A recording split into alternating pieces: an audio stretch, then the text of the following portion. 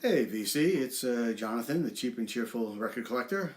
Last week, one of my stations I follow on YouTube was doing a Desert Island Disc Day, and I totally missed it. So I thought I would do a Desert Island Disc video for you guys.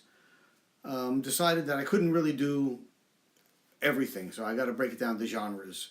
So my first Desert Island Disc Day is going to be rock and pop. And these are limited to what I own and limited to stuff that I feel if I was stuck on a desert island, I could listen to this stuff. I wouldn't get bored with it. I could listen to it again and again and again. And it's stuff I have listened to again and again and again. And these are just 10 records that I love, putting it out there. And other issues I'll probably do one for just jazz albums I have. I'll do another one for blues. I'll probably do one for folk and country, and probably end up doing the last one for vocalists, Frank Sinatra, Billie Holiday, Sam Cooke, stuff like that. But to start off with 10 Desert Island discs, rock and pop, no particular order. They just set up as I grabbed them, so it's not 1 to 10 and one is better than the other. These are all 10 that I love. I'm going to start off with Rolling Stones, Exile on Main Street. What can you say about this record that you don't know already? Fantastic album. Really, where they hit their stride. They were locked away in a villa in France forever and just put out some of the... At the time when this came out, it was not highly rated, but over time people realized it's a work of genius. So, straight up rock and roll. I don't think it's much better than Exile on Main Street. Love that record. Number 2, and this again is just records I own. There might be others that I would like to have, which I don't, might be on the list instead, but at this point, from what I have. Next one is the band's second album, self-titled The Band. Has, of course, Across the Great Divide, Rag Mama, Jemima Surrender, Jawbone, King Heart. I mean, there's not a bad cut on this record. It's just a great record. The band was the one that, when Eric Clapton was with Cream, and he heard the first band album, or saw them live, he said to himself, I'm a fucking dinosaur. This stuff that I'm playing is so old. The band was so fresh and different at the time. So this is just a great album.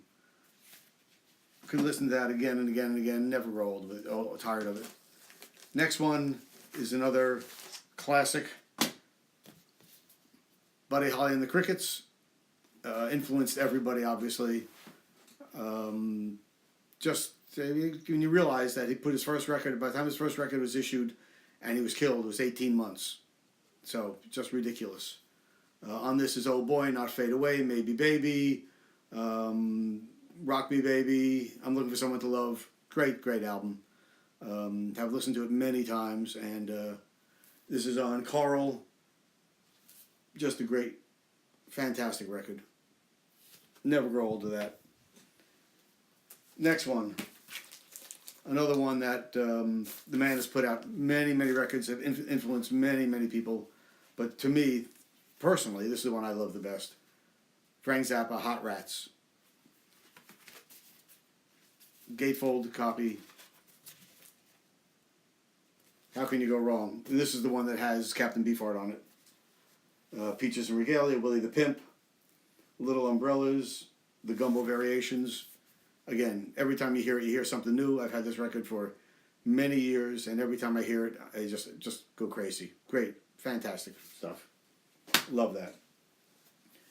Next one is another double album. This one I just picked up recently after lusting after it for years. I had it way back in the day, but recently I started my collection about 2-3 years ago.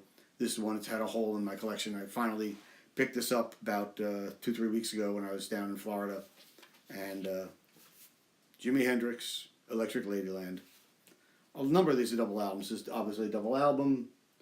One of the great records of all time. Great rock and roll. And beyond. Has everything on it. Crosstown Traffic, Voodoo Child, Little Miss Strange. You know this record. I don't have to say anything about it. It's fantastic. And again, the more I listen to it, the more I love it. Next one up turns out to be another double album just by coincidence. And it is the Allman Brothers live at the Fillmore East. Again, double record, has everything you would want, and then some. Statesboro Blues, Memory of Elizabeth Reed, Whipping Post, which is a complete side, 22 minutes. It's got it all. I know there are new issues out with unreleased tracks. I just haven't been able to pick that up yet. Another great record that I could listen to again and again and again and never get bored with it.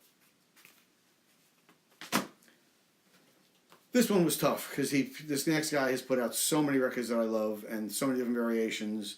I could have picked any one of 3 or 4 albums would have been on my list. But today I decided to go with Bringing It All Back Home by Bob Dylan. It could have been Highway 61 Revisited. It could have been Blonde on Blonde. It could have been 2 or 3 others easily could have been on the list. But this record has a soft spot. I have a soft spot in my heart for this record. Subterranean Homesick Blues, Maggie's Farm, Gates of Eden, Mr. Tambourine Man. Got it all, does it all. Fantastic. Just people don't understand today how groundbreaking this was when it first came out. Great. Fantastic record. Another one, again, I was debating on this one. I could have picked 2 or 3 records by this guy, but ended up picking one of the ones I love more than either is Springsteen's Born to Run.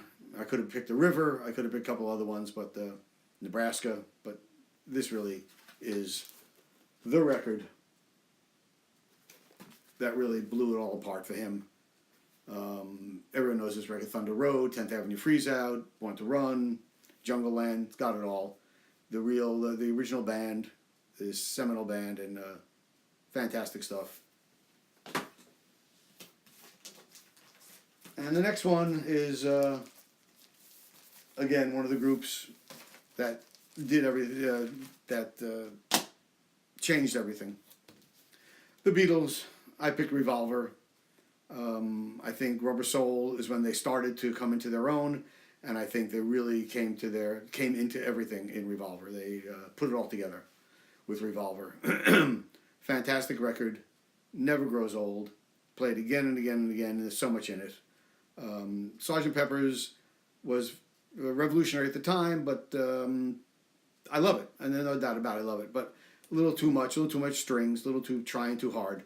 This one was just I think the apex of their career, and love this record. Covered by Klaus Voormann. Fantastic. And the last one is just a sentimental pick that I just love, and again, I've heard this a billion times, and every time I hear it I go, that's fantastic. Paul Simon, Still Crazy After All These Years. Again, one of the great American songwriters of our generation, playing Still Crazy After All These Years, My Little Town, Gone at Last, Have a Good Time. I mean, it's just amazing record. Amazing record. So it's a short video. Those are my 10 Desert Island discs for rock and pop. Next time up, I'll probably do jazz and or blues. I may do vocalists to see what I decide on next time. Hope you enjoyed that. Let me know what you think about my video. Make comments down below. If you like my station, give me a like and sign up and subscribe. Love to have some more subscribers, people listening to it and watching me. I love watching all your guys' stuff. And until next time, peace.